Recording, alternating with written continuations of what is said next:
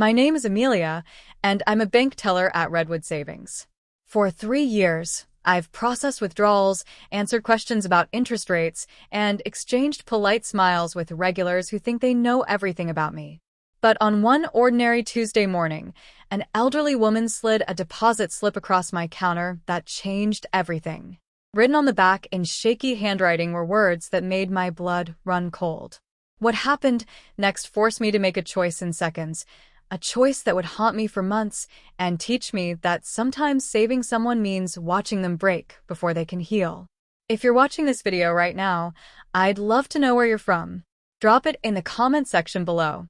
Hit that like button and subscribe to hear more stories about the impossible decisions we face when someone's life is in our hands. I've worked at Redwood Savings for 3 years now, and I can tell you exactly how every Tuesday morning unfolds. The fluorescent lights hum at the same pitch. The coffee machine in the break room gurgles at 7:45. By 8:30, the regulars start trickling in, Mrs. Patterson with her pension check, Mr. Kowalski depositing his weekly lottery tickets, always convinced this will be his lucky week. My name is Amelia, and I'm 29 years old. I stand behind window 3, the one closest to the entrance, and I've learned to read people the way some folks read newspapers. You have to in this job.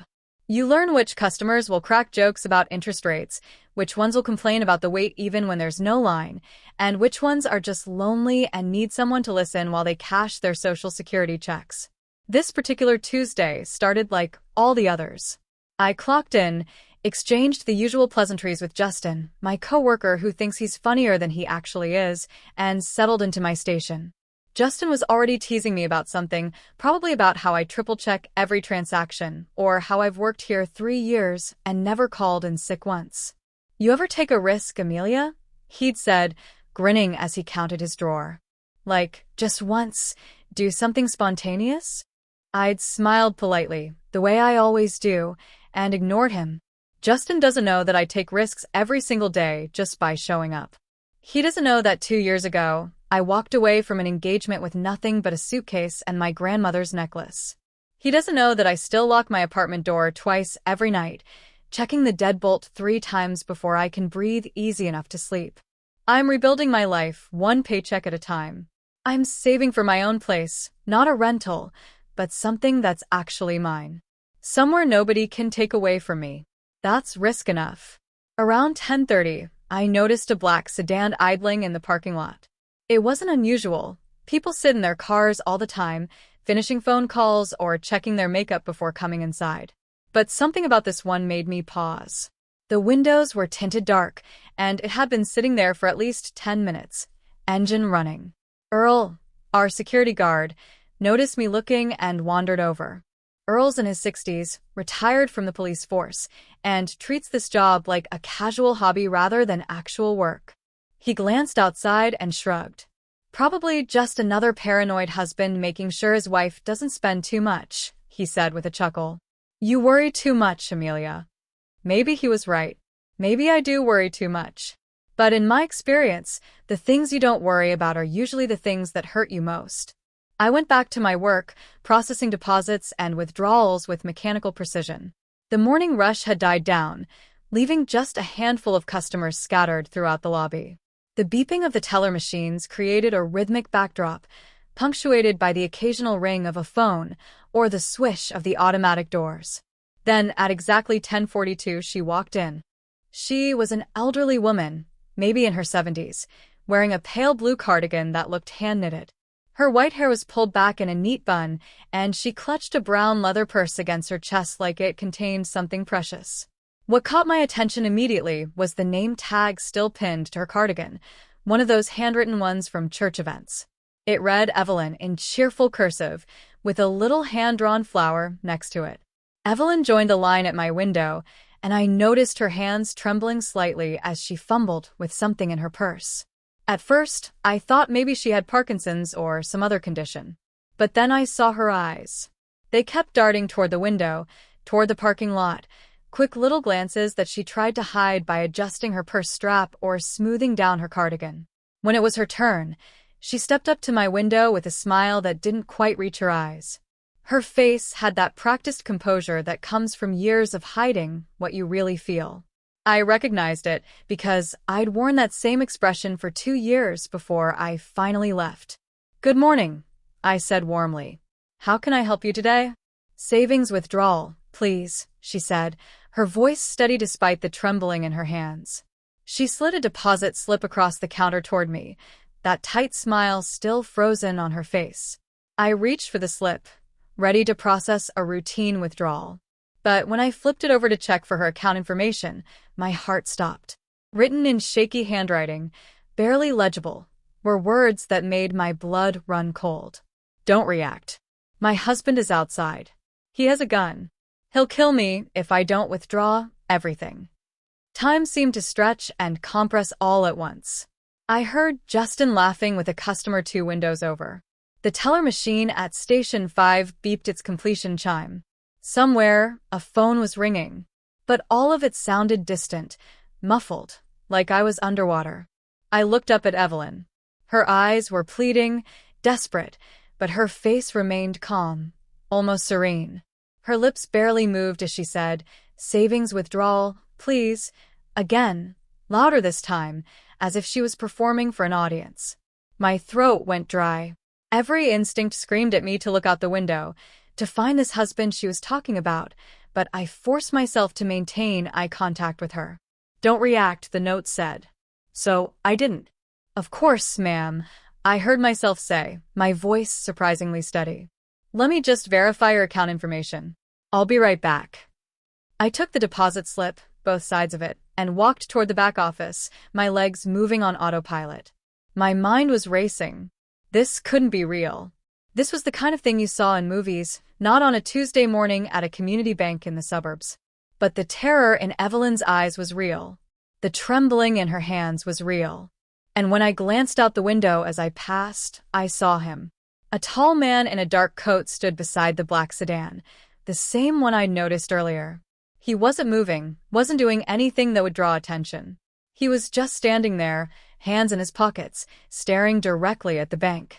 At Evelyn's window. His face was expressionless, blank like a mannequin. That's when I knew this wasn't a drill. This wasn't a misunderstanding. This was real. I made it to the back office, my heart hammering so hard I thought it might crack a rib. The security office was tucked in the corner, barely bigger than a closet, with monitors showing grainy footage from 6 different cameras. Earl's coffee mug sat abandoned on the desk, still steaming. My hands shook as I picked up the phone and dialed the silent emergency line, the one that alerts police without triggering the bank's alarm system. We'd been trained on it during orientation, but I never thought I'd actually use it. 911. What's your emergency? The dispatcher's voice was calm, professional. This is Redwood Savings Bank on Maple Street, I whispered, cupping my hand around the receiver. I'm a teller. A customer just handed me a note saying her husband is outside with a gun. He's threatening to kill her if she doesn't withdraw all her money. There was a pause. Can you confirm this is not a robbery in progress? No, it's not. I mean, yes, I can confirm. This is different. She's being held hostage by her husband. He's outside in the parking lot right now. Are you sure she's not part of a setup? The dispatcher asked. Is there any indication this could be a scheme to rob the bank? The question made my stomach twist. I'd heard about distraction robberies before, couples working together to manipulate bank employees into handing over cash. But something about Evelyn's eyes, the way her hands trembled, the note written in desperation rather than deception, it felt genuine. I'm sure, I said, though doubt crept in at the edges of my certainty. Please, just send someone. Officers are being dispatched. Nearest unit is approximately 12 minutes away. Stay on the line and keep monitoring the situation. Do not alert the subject that police have been called. 12 minutes. It felt like an eternity. I hung up and turned to the security monitors. One camera showed Evelyn still standing at my window, now chatting with Justin, who'd wandered over to help. She was smiling, gesturing with her hands like they were discussing the weather. If I didn't know better, I'd think she was just another friendly customer. But I did know better. Another camera showed the parking lot. The man in the dark coat had moved closer to the entrance. He lit a cigarette, the flame briefly illuminating his face. Even through the grainy footage, I could see his eyes fixed on the glass doors, watching, waiting. I thought about my ex, Derek. How he used to smile at my friends, charm my family, play the role of the perfect boyfriend. And then, when we were alone, the mask would drop. The control would start, small at first, then suffocating. Don't wear that. Why are you talking to him? You're being dramatic. Nobody else would put up with you. It took me 2 years to recognize that the person who claimed to love me was actually imprisoning me. Another 6 months to find the courage to leave.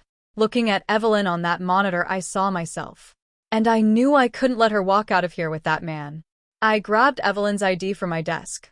I'd asked for it before walking away, and deliberately placed it in the wrong file drawer. Then I returned to my window, forcing my expression into professional neutrality. I apologize for the delay, Mrs. Henderson, I said, making a show of looking at my computer screen. Our system is running a bit slow this morning. It'll just be a few more minutes while I pull up your account.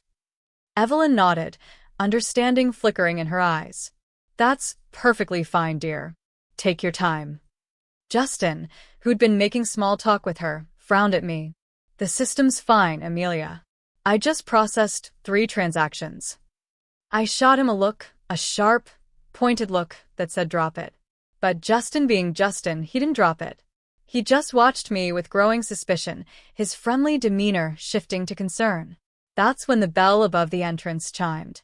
The man in the dark coat walked in. Everything in the lobby seemed to tighten, the air growing heavier. Evelyn's shoulders stiffened immediately, though her smile never faltered. The man moved with deliberate calm, his coat hanging open just enough that I could see it, the outline of a gun tucked into his waistband. My breath caught in my throat. He walked directly to Evelyn and placed his hand on her shoulder. It looked casual, affectionate even, like a loving husband checking in on his wife. But I saw Evelyn's knuckles go white as she gripped her purse. Everything okay, sweetheart? His voice was low, controlled. Just finishing up, Evelyn said brightly. The nice young lady is helping me with the withdrawal. His eyes shifted to me. They were cold, calculating, assessing. I felt like a specimen under a microscope. Is there a problem? He asked me. No problem at all, sir, I said, amazed at how steady my voice sounded. Just verifying the account. Won't be much longer. I pulled out another withdrawal slip and slid it across the counter toward Evelyn, along with a pen. Beneath the slip, I'd tucked a small piece of notepaper with 4 words written on it. Help is coming. Stay calm. Evelyn's hand shook as she reached for the pen. For a moment, I thought she'd manage it, but her fingers fumbled and the pen rolled off the counter, clattering to the floor. The man's hand tightened on her shoulder. Just for a second, but I saw it. Saw the way Evelyn winced. Saw the flash of something dark cross his face before the calm mask returned. Let me help with that, he said, reaching for the withdrawal slip. His eyes never left mine. Mind if I handle the paperwork? My wife's hands aren't what they used to be. He took the pen from Evelyn and began filling out the form with practiced ease. His signature was confident, almost aggressive in its strokes. As he wrote, I noticed faint scars across his knuckles, the kind you get from hitting things. Or people. Justin chose that moment to wander back over, either oblivious to the tension or too curious to care. Big withdrawal, huh? He said with his trademark grin. Special occasion? The man's jaw tightened. Emergency expenses. Ah, I hear that. Well, Amelia here will take good care of you. She's our most thorough teller. Justin winked at me, trying to lighten the mood. But all I could think was, he knows. The man knows I'm stalling. He knows someone else is watching. The man leaned closer to my window, his voice dropping to a whisper that only I could hear. I've been watching you since she came in. If you do anything stupid, I'll make sure you regret it. Ice flooded my veins. Evelyn's lips barely moved as she breathed one word. Please. Through my earpiece, the dispatcher's voice crackled. Units are 2 minutes out. Keep the subjects calm and in place. 2 minutes. I looked at the clock. I looked at Evelyn, whose exhaustion showed in every line of her face. This wasn't the first time. This was a woman who'd been living in fear so long it had become her normal. I pretended to count cash, my hands moving slowly, deliberately. My mind raced between two impossible choices: hand over the money and let Evelyn leave with this man, knowing what might happen to her, or stall long enough for police to arrive and risk him doing something violent right here, right now, with a lobby full of innocent people. Then I saw it through the window. A police cruiser stopping at the red light half a block away, lights off but unmistakably official. And the man saw it too. His eyes narrowed. His hand moved toward his waistband. "Forget the withdrawal," he said coldly, his voice like gravel. "We're leaving." He grabbed Evelyn's arm and yanked her toward the door. And in the distance, growing louder, I heard the wail of sirens. Everything happened in seconds, but each second felt like an hour. The automatic door had locked, one of those timed security features that activates during system updates. We'd all gotten the memo about it yesterday, how it would engage for 90 seconds at random intervals throughout the day. I'd completely forgotten until I saw the man yank on the door handle and find it unmoving. His head whipped around, eyes blazing with sudden panic. "Open it," he snarled at Earl, who'd been standing near the entrance, coffee cup frozen halfway to his lips. Earl set down his coffee slowly, his retired cop instincts finally kicking in. "Sir, it's an automatic system lock. It'll release in about a minute. Open it now." "I don't have an override." "None of us do." The man's hand went to his waistband. Evelyn made a small, choked sound. "I had to do something. Had to keep this from escalating."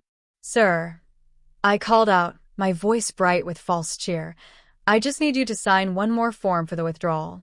It'll only take a second, and by the time you're done, the door will be unlocked." It was a desperate play, but it worked. His attention snapped back to me, suspicion and calculation warring across his face. After a moment, he dragged Evelyn back to my window, positioning himself so he could watch both me and the entrance. I slid a blank form across the counter. As I did, I tucked another note beneath it, this one reading: "Help is coming. Stay calm." But my hands were shaking now, and Evelyn noticed. When she reached for the form, her trembling fingers knocked over the pen again. This time, it rolled behind her, and when she bent to retrieve it, the man's hand clenched hard on her shoulder. "I'll handle it," he said again, his voice tight. He picked up the pen and thrust it into her hand. "Sign." "Sir, I actually need your signature as well, since you're the joint account holder," I improvised, sliding another form toward him. He stared at me for a long moment. Then he reached across the counter and scrawled his name with sharp, angry strokes. "George Henderson." The signature looked practiced, confident, but his knuckles were white around the pen. Those scars on his hands seemed more prominent now, raised and angry. That's when Justin made everything worse. He'd been watching from his window, and I'd seen him pull out his phone a few minutes ago. Now he walked over with that same oblivious friendliness and said, "Everything okay over here? Amelia, you need help with something?" "We're fine," I said quickly. "Big withdrawal, you said?" Justin looked at the form, then at George. "Must be quite an emergency." George's jaw worked. "Yeah. Emergency expenses. Well, you picked a good bank. We take care of our customers." Justin grinned at Evelyn. "Right, ma'am?" Evelyn managed a nod, but I saw tears gathering in her eyes. Justin finally seemed to sense something was wrong. His smile faltered. He looked at me, then at George, then back at me. "Amelia?" George leaned closer to my window, his voice dropping so low only I could hear it. "I've been watching you since she came in. If you do anything stupid, I'll make sure you regret it." The words hit me like a physical blow. They were almost identical to things Derek used to say. "If you tell anyone, I'll make sure you lose everything. If you leave, I'll make sure nobody believes you." But I left anyway. And I survived. I met George's eyes and saw something I hadn't expected: desperation. Not just anger or control, but genuine, bone-deep desperation. This wasn't a man who'd planned this. This was a man who'd lost control of his own life and was grasping at any way to get it back.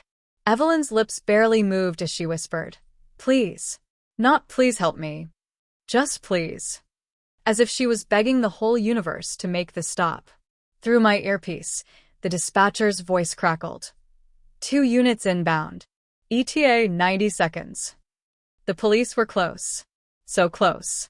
I just had to keep everyone calm for 90 more seconds.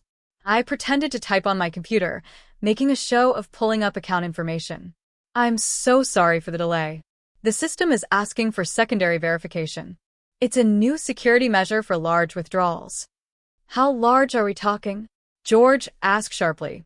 I glanced at the form where Evelyn had written the amount earlier, before he'd taken over.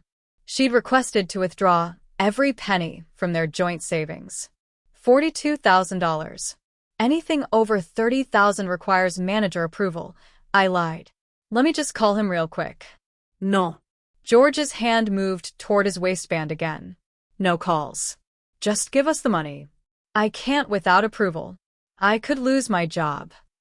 You're going to lose more than your job if you don't. That's when I saw it through the window.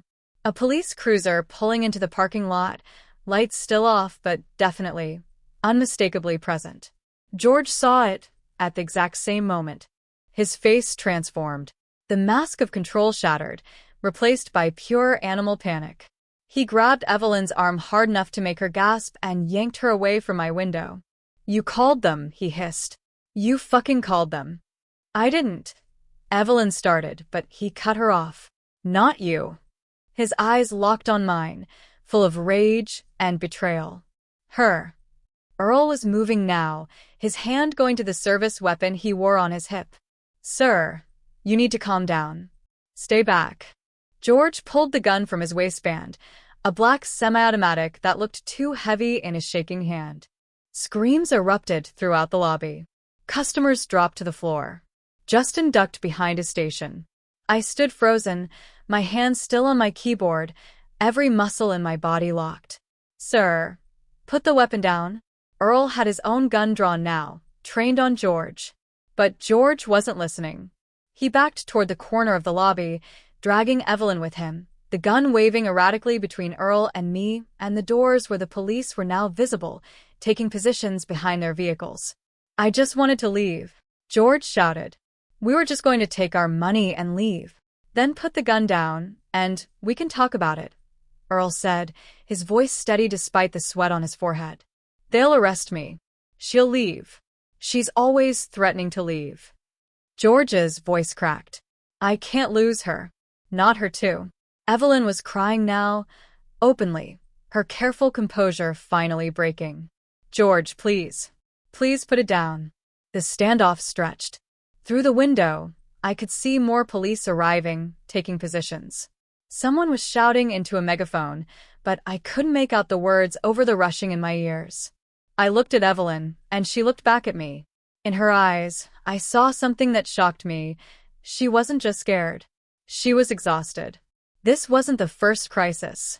This was just the latest in a long line of incidents that had worn her down to nothing. And in that moment, I made a decision. I stepped out from behind my station. Don't. Earl barked at me. But I kept moving, slowly, hands visible. Mr. Henderson, my name is Amelia. I'm the one who helped your wife. Can we talk? George swung the gun toward me. Stay back. I just want to talk. That's all. I kept my voice soft, non-threatening. I know you're scared. I can see that. This isn't what you planned, is it? You don't know anything about me. I know you love your wife. I can see that too. You don't want to hurt her. Then why did she call them? He shook Evelyn, making her stumble. Why would she call the police? She didn't. I took another small step. I did. But not because I thought you were a bad person. I did it because that note scared me. I thought she was in danger. She is in danger. George's voice rose to a shout. Don't you get it? I'm trying to protect her. From what? From herself. From leaving. From forgetting. He was sobbing now, tears streaming down his face, the gun still pointed but trembling. She wants to forget him. She wants to erase him like he never existed. Him? Evelyn's face crumpled. George? No. That's not. Our son. George screamed. Our son died, and she wants to move on. She wants to sell the house. She wants to leave. But if we leave, then what? Then he's really gone. The pieces clicked together. The grief. The desperation. The gun. This wasn't a robbery. This wasn't even really domestic violence, though it had all the hallmarks. This was a man drowning in grief and taking everyone down with him. The megaphone voice outside became clearer. A police negotiator, calling for George to release Evelyn and come out peacefully. But George wasn't listening. He was somewhere else entirely, trapped in a memory that was eating him alive. "When did you lose your son?" I asked softly. George's eyes focused on me, surprised by the question. 2 years ago. He was 15. It was my fault. George, don't. Evelyn's voice was barely a whisper. It was my fault, he repeated louder. I kept the gun in the bedroom. In the nightstand. He was just looking for batteries. He didn't know it was loaded. I always said I'd put it in the safe, but I never did, and one day he found it and it went off and… His voice broke completely. The gun sagged in his hand. Earl still had his weapon trained on George, but I could see he was listening now, really listening. The anger in his cop eyes had shifted to something more complex. Pity, maybe. Understanding. "Mr. Henderson," I said carefully, "what happened to your son was an accident." Un terrible, horrible accident. "But this, what you're doing right now, this isn't going to bring him back." "I know that." George's face twisted with anguish. "Don't you think I know that? But I can't. I can't let go. If I let go, then I killed my son for nothing. If we move on, if we leave that house, if we forget." "We're not forgetting him," Evelyn said, her voice stronger now. "George, we're not. I could never forget him. But I can't live in that house anymore. Every room is full of his ghost. I can't breathe there. I can't sleep. I can't, because you blame me." George looked at her, the gun momentarily forgotten. "You blame me and you're leaving me, and I'll be all alone with what I did." "I don't blame you," Evelyn said, and her voice carried such weight of truth that everyone in the lobby seemed to feel it. "I blame myself. Every single day, I blame myself for not checking the nightstand. For not being home that day. For not hearing him call out. I blame myself, George. And I can't carry that blame in that house for one more second." The gun in George's hand was shaking so badly, now I was afraid it would go off by accident. Earl saw it too. He took a step forward, weapon still raised. "Sir, I need you to put the gun on the floor. Nice and slow." But George wasn't done. He looked at me again, his eyes wild. "You don't understand. The note, it wasn't because I was going to hurt her. I would never hurt her. But I needed the money. I needed all of it because if she has nothing, she can't leave. She'll have to stay. We'll have to work it out." My stomach turned. Financial control. That's what this was. Take away her resources, take away her ability to escape, and she'd have no choice but to stay. I'd lived that reality. Derek had done the same thing to me, controlled the bank accounts, made sure my name wasn't on the lease, kept me dependent. It took me months of secret saving, hiding cash in tampon boxes and coat pockets, before I had enough to run. "Mr. Henderson, holding someone hostage isn't love. It's prison." "You don't know what love is," he spat. "Love is staying. Love is not giving up. Love is also letting go when you're hurting each other." A gunshot cracked through the lobby. For a moment, I thought George had fired. But then I saw Earl, his weapon smoking, and George stumbling backward, clutching his shoulder. The pistol clattered to the tile floor, sliding several feet away. Evelyn screamed and dropped to her knees beside George as police rushed through the doors, shouting commands I couldn't process. My ears were ringing. The world had gone fuzzy at the edges. Someone grabbed my arm. Justin, pulling me away from the chaos. I watched as officers swarmed George, securing the weapon, calling for paramedics. Earl was speaking rapidly into his radio. Customers were crying, calling loved ones, trying to make sense of what had just happened. And through it all, I heard Evelyn's voice, breaking through the noise. "I told you not to bring it. I told you, George. Why didn't you listen?" She was cradling his face in her hands, blood spreading across his shirt, her tears falling onto his cheeks. And despite everything, the gun, the threats, the terror, she looked at him with something that might have been love or might have been grief or might have been both, inseparably tangled together. George's eyes fluttered. He gasped something I couldn't hear over the chaos. Then his hand, the one not clutching his shoulder, reached up and touched Evelyn's face with surprising gentleness. "I wasn't going to hurt you," he whispered, loud enough now that I could hear it. "I just wanted you to listen." Then his eyes rolled back, and his hand fell away. Paramedics were there instantly, pushing Evelyn aside, working on George with professional efficiency. Someone was telling me to sit down. Someone else was pushing a bottle of water into my hands. The bank's alarm system, finally triggered by the gunshot, was blaring so loud it felt like it was splitting my skull. I watched them load George onto a stretcher. Watched them wheel him out through doors that had finally unlocked. Watched Evelyn follow, looking small and ancient and utterly broken. And I wondered, as police officers began taking statements and crime scene techs started photographing bullet holes, if I had done the right thing. I called the police because I thought I was saving someone. But looking at Evelyn's face as she climbed into the ambulance behind her husband, I wasn't sure who I'd saved or what I'd cost them. The police kept me at the bank for 3 hours, asking the same questions in slightly different ways. What time did she arrive? When did you see the note? Did he make any verbal threats? Did you feel your life was in danger? I answered everything mechanically, my voice sounding like it belonged to someone else. Yes, I called 911. Yes, I stalled deliberately. Yes, I stepped out from behind the counter, even though Earl told me not to. No, I don't know why I did that. But that last part was a lie. I knew exactly why I did it. I did it because I saw myself in Evelyn. Because I knew what it felt like to be trapped by someone who claimed they loved you. Because I spent 2 years being controlled by Derek, and when I finally escaped, nobody stepped in to help me. I had to save myself. Maybe I thought I could give Evelyn something I never had, someone who saw what was happening and refused to look away. By the time they let me go, it was almost 3 in the afternoon. The bank was closed, yellow crime scene tape crisscrossing the entrance. News vans had gathered outside, reporters doing stand-ups in front of the building, their voices carrying on the wind. Hostage situation at Redwood Savings. Domestic dispute turned violent. Heroic bank teller who called police. Heroic.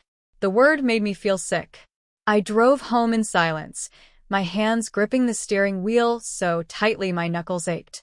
When I finally made it to my apartment, I walked inside, locked the door once, twice, 3 times, and then collapsed on my couch. That's when the shaking started. My whole body trembled, teeth chattering, hands convulsing like they belonged to someone else. I wrapped my arms around myself and rocked back and forth, the adrenaline finally draining away and leaving nothing but exhaustion and guilt. Did I do the right thing? The question circled in my mind like a vulture. George was in the hospital with a gunshot wound. Evelyn was somewhere, probably beside his bed, her life shattered into even smaller pieces than before. And me? Everyone was calling me a hero. But heroes don't wonder if they made things worse. I must have fallen asleep eventually, because I woke to darkness and the sound of my phone ringing. I fumbled for it, squinting at the screen. Unknown number. Hello. Silence on the other end. Then breathing, soft and steady. Hello. I said again, louder this time. You don't know what really happened that day. The voice was female, soft, familiar. Then the line went dead. I stared at my phone, my heart racing again. That voice, was it Evelyn? It had to be. But why call me? Why say that? I tried calling back, but it went straight to a generic voicemail. I sat in the dark for a long time, the phone clutched in my hand, trying to make sense of it. The next morning, I found something on my doorstep. A manila envelope, no postage, no return address. Just my name written in shaky handwriting across the front. I picked it up with trembling fingers and brought it inside. Inside was a church pamphlet, one of those cheaply printed programs from a weekly service. Someone had circled Evelyn's name on the volunteer list. Beneath it was a photograph, worn at the edges like it had been carried in a wallet for years. It showed a teenage boy with sandy hair and George's eyes, smiling at the camera. He wore a basketball jersey and held a trophy. On the back, someone had written, Marcus, state championship. 3 months before. 3 months before he died. I felt like I'd been punched in the stomach. This was their son. The boy George couldn't let go of. The ghost that haunted their marriage. I called in sick to work, the first time in 3 years. Then I did something I probably shouldn't have. I looked up Officer Daniels, one of the responding officers from yesterday, and called the station. I need to know how they're doing, I told him. George and Evelyn Henderson. I was the teller. I need to know. There was a long pause. Then, George is in critical condition but stable. The bullet hit his shoulder, missed the major arteries. He'll live. And Evelyn? She refused to press charges. Says it was all a misunderstanding. She's at the hospital now, hasn't left his side. A misunderstanding. The word echoed in my head. How could any of what happened be called a misunderstanding? Can I see her? I asked. I just want to talk to her. I don't think that's a good idea. Please. Another pause. She's at County General. But I didn't tell you that. I drove to the hospital with the photograph in my purse, my hands shaking on the steering wheel. I didn't know what I was going to say to her. I just knew I needed to see her face, needed to understand what she'd meant on the phone. County General smelled like antiseptic and desperation. I found Evelyn in the surgical wing's waiting room, sitting in a plastic chair that looked like it had been uncomfortable for about 30 years. She wore the same pale blue cardigan from yesterday, now wrinkled and stained with what might have been coffee or might have been blood. When she saw me, she didn't look surprised. She just nodded, as if she'd been expecting me. I know why you came, she said quietly. You want to ask if you made the right call. I sat down beside her, my throat tight. Did I? Evelyn was silent for a long moment, staring at her hands. They were still trembling just like they had been at my window. Maybe they never stopped. He wasn't supposed to bring the gun, she finally said. I wrote that note to protect him from himself. The words hit me like cold water. What?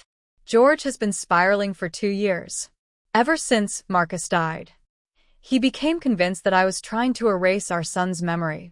When I suggested we downsize, maybe move to a smaller place, he thought I wanted to abandon everything that reminded us of Marcus. She looked up at me, her eyes red-rimmed. I wasn't trying to forget. I was trying to survive. The withdrawal was supposed to be quiet. We were going to take our savings and move away together, start fresh somewhere new. I thought maybe if we left that house, left all those memories, we could begin to heal. Her voice cracked. But when we got to the bank, he had the gun. I saw it when we were in the car. He said he needed it for protection, that he didn't trust anyone anymore. And I knew if we went in there together, something terrible would happen. So you wrote the note. I wanted someone to stop him before he did something he couldn't take back. Tears spilled down her cheeks. I thought if the police came, they'd see he needed help. They'd get him into treatment. But instead, she broke off, covering her face with her hands. I felt like the ground was shifting beneath me. All this time, I'd thought I was rescuing her from him. But she'd been trying to rescue him from himself. You saved my life, Evelyn said, looking at me with something that might have been gratitude or might have been accusation. But I lost what was left of his. I didn't know what to say to that. How do you respond when someone tells you that your good intentions destroyed their last hope? There's something else, Evelyn said. She reached into her purse and pulled out a folded piece of paper. I found this in George's jacket pocket while the paramedics were working on him. He must have written it before we came to the bank. She handed it to me. I unfolded it with shaking hands. The handwriting was jagged, desperate. If you're reading this, I lost control again. She stays because she pities me. Don't call me a monster. Just stop me before I make her disappear too. The last line made my blood run cold. Make her disappear. He didn't mean kill me, Evelyn said quickly, seeing my expression. He meant lose me. He was terrified I'd leave, and in his mind, that would be the same as me disappearing. Like Marcus disappeared. I read the note again, And this time I saw it differently. Not a threat, but a plea. A man begging someone, anyone, to intervene before his grief consumed everything he had left. He'd been calling 911, Evelyn continued. For weeks. Always from payphones. Always hanging up before they could trace it. He was trying to report himself, trying to get help, but he could never follow through. Until I called for him, I whispered. Until you called for him, she echoed. We sat in silence for a while. Around us, the hospital continued its rhythms. Nurses walking past, machines beeping, the distant sound of someone crying in another room. Can I ask you something? Evelyn said finally. That look in your eyes yesterday when you read my note. You understood immediately. Why? I'd been waiting for this question. I was in a relationship like that once. Different circumstances, but the same feeling of being trapped. I left 2 years ago. Did someone help you? No. I had to save myself. Evelyn nodded slowly. Then you gave me something you never had. Someone who saw and acted. She squeezed my hand, even if the outcome wasn't what either of us expected. A nurse appeared in the doorway. Mrs. Henderson, your husband is awake. He's asking for you. Evelyn stood, smoothing down her cardigan. She looked at me one more time. Thank you, Amelia, for caring when you didn't have to. Then she walked through those doors, and I sat alone in the waiting room, the note still clutched in my hand. When I got home that evening, my answering machine was blinking. I pressed play, half expecting another hang-up. Instead, Evelyn's voice filled my small apartment. Check the drawer under your station. He left you something. I shouldn't have gone back to the bank. It was closed for investigation, and I definitely didn't have permission to enter. But I couldn't stop thinking about Evelyn's message. What could George have possibly left for me? I used my key to slip in through the back entrance around midnight, my heart hammering. The lobby was dark, illuminated only by emergency exit signs. Yellow evidence markers dotted the floor where George had stood, where the gun had fallen, where his blood had pooled. I forced myself not to look at them as I made my way to my station. The drawer under my counter was shallow, usually containing nothing but extra deposit slips and pens. But when I pulled it open, I saw a small envelope wedged in the back corner. It was slightly crumpled, with a dark stain on one edge that I tried not to think about too hard. My name was written on it in that same jagged handwriting from the note Evelyn had shown me. I opened it with trembling fingers. Inside was a letter, written on lined paper torn from a notebook. The handwriting deteriorated as it went, as if he'd been writing in a moving car or with shaking hands. Maybe both. Dear Amelia, if you're reading this, things went bad. I knew they would. I've been messing everything up for 2 years now. Can't sleep. Can't eat. Can't stop seeing his face. I killed my son. People say it was an accident, but accidents happen because of mistakes, and I made the mistake. I left the gun loaded in the nightstand. I'd been meaning to put it in the safe for months, but I kept forgetting. And one day Marcus was looking for batteries, and he found it instead. Evelyn tells me it's not my fault, but she's lying to make me feel better. I can see it in her eyes. She blames me. How could she not? I blame me too. She wants to leave. Not me, the house. The memories. She says she can't breathe there anymore. But if we leave, then what? Then we're people who had a son who died, and we moved on? We're not those people. We can't be those people. I've been trying to get help, calling that 911 number over and over. But every time someone answers, I can't speak. What would I even say?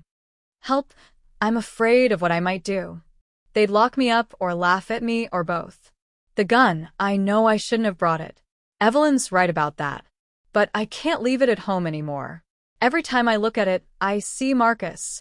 Every time I touch it, I feel his blood on my hands, even though I wasn't there when it happened. Taking it with me feels safer somehow. I don't know why.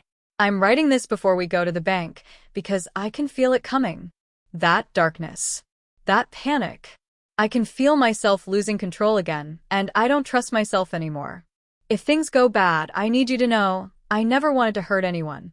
I just wanted to stop hurting. Evelyn stays because she pities me, because she's a good person who made vows and meant them. But I can see it killing her, day by day. She's disappearing right in front of me, and I'm the one making her disappear. You remind me of him.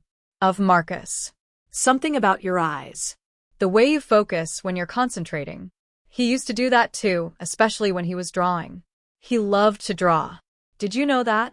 Probably not. Why would you? I don't know what I'm trying to say. Maybe just thank you. For seeing something was wrong. For not pretending everything was fine when it wasn't. Don't call me a monster. I'm just a father who can't save anyone, not even himself.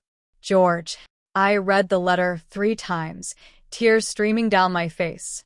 By the time I finished the 3rd read, I was sitting on the floor behind my station, my back against the counter, sobbing into my hands. He knew. George knew he was losing control, knew he was hurting Evelyn, knew he needed help. And he tried to get it. He tried to save himself and failed, over and over, until the moment he walked into my bank with a gun and a desperate plan that was doomed from the start. I thought about all the times people said Derek just needed help, that he didn't mean to hurt me, that I should give him another chance. I thought about how I'd hardened myself against those pleas, how I'd learned that love without boundaries is just another form of prison. But George wasn't Derek. Derek knew exactly what he was doing. He chose control, chose manipulation, chose to make me smaller, so he could feel bigger. George was drowning in guilt and grief, reaching out for help in the only ways he knew how, and nobody could hear him until it was too late. I don't know how long I sat there on that cold tile floor. Eventually, I pulled myself together enough to stand, to fold the letter carefully and put it in my purse, to lock up the bank and drive home through empty streets. The next day, I went back to the hospital. A month passed before the bank reopened. They patched the bullet hole in the ceiling, replaced the bloodstained tiles, installed new glass where cracks had spiderwebbed from the chaos. Everything looked exactly the same as before, but it felt completely different. Like a stage set designed to look normal while everyone pretended the show hadn't been canceled. They held a ceremony on my first day back. The regional manager gave a speech about bravery and quick thinking. They presented me with a plaque in recognition of exceptional service, and everyone clapped while cameras flashed. I smiled for the photos because that's what you do. But inside, I felt hollow. That evening, I found Evelyn waiting outside the hospital where George had been transferred to the psychiatric wing. She looked smaller somehow, like the past month had compressed her into something more fragile. "They're giving him this," I said, holding out the plaque. "But it should be yours. You're the one who made the impossible choice." Evelyn touched the plaque gently, then shook her head. No, dir. "You're the one who saw the truth. I just lived it." "How is he?" "Getting better. Slowly. The medication is helping. The therapy is helping. He talks about Marcus now without breaking down. That's progress." She smiled faintly. "He asks about you sometimes. Wants to know if you're okay." "I don't know if I am," I admitted. We sat together on a bench outside the hospital, watching the sun set over the parking lot. Evelyn told me she'd started volunteering at a grief support group, helping other families who'd lost children to gun violence and accidents. She said it made her feel less alone, gave purpose to their pain. "You can't undo what happened," she said.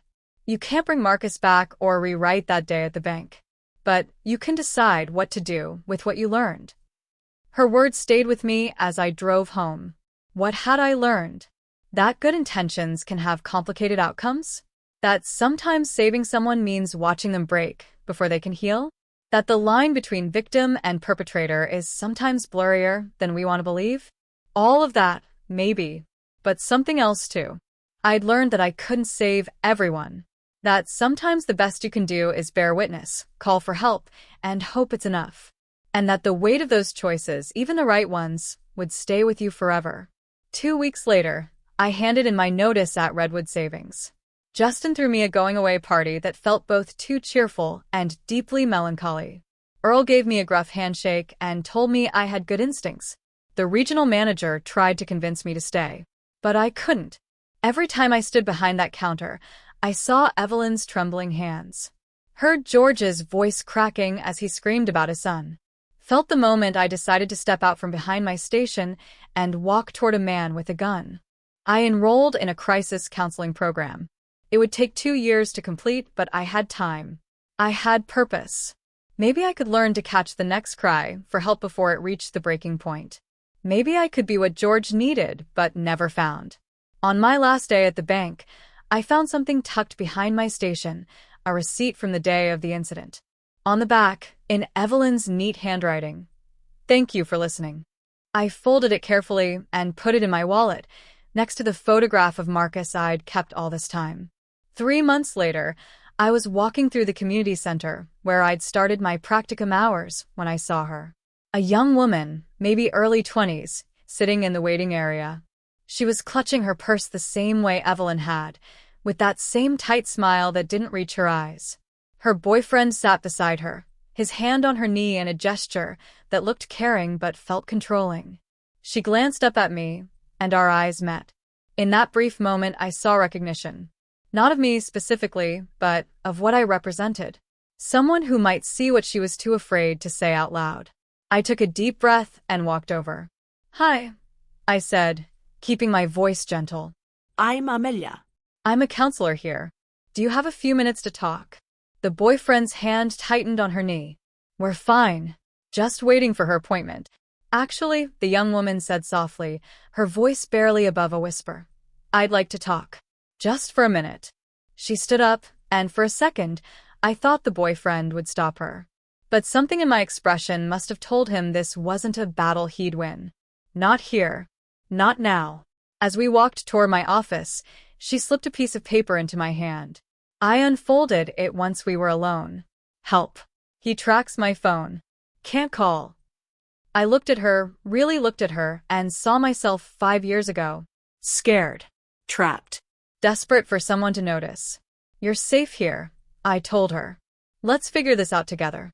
She started crying, and I handed her tissues, and we began the long, difficult work of untangling her life from someone who claimed to love her but was slowly erasing her instead.